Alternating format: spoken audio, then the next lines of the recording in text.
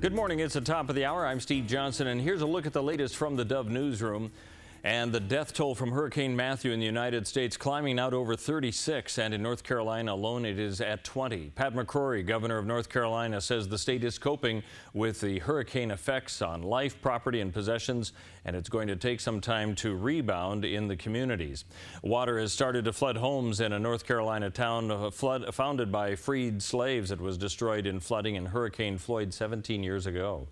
Well, residents are bracing for the impact of a storm in the northwest coast through Sunday. National Weather Service issuing a severe weather warning for wet weather events beginning today.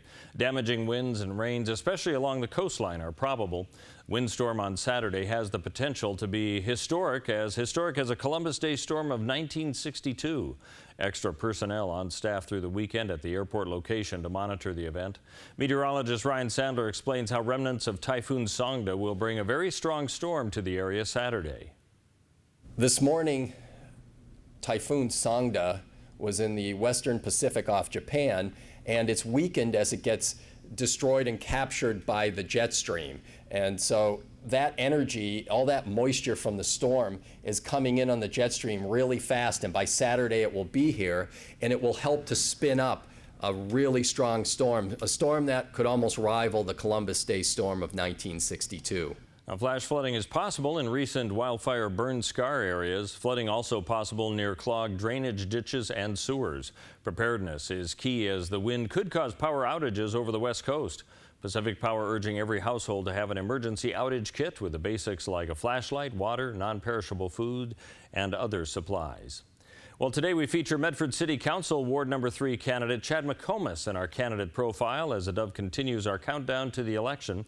He and his wife Debbie moved to Medford and started serving as a pastoral team in 1991. He founded Rogue Retreat to help address the homeless issues facing Medford and operates the Christian Journal.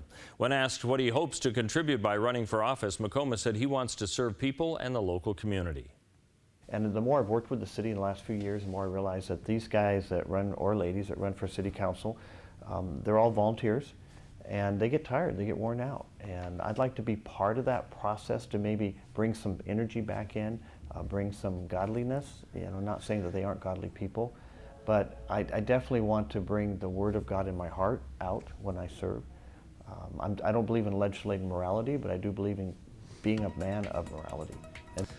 Well, let's take a look now at the weather scene and what we can expect in our area because of this wet weather mass that's coming through the state. Northern California, expect rainy conditions today, lessening a little bit tomorrow, but temperatures on the decrease. 66 today, only 59 tomorrow. Rain Saturday through Monday with the highs only in the 50s.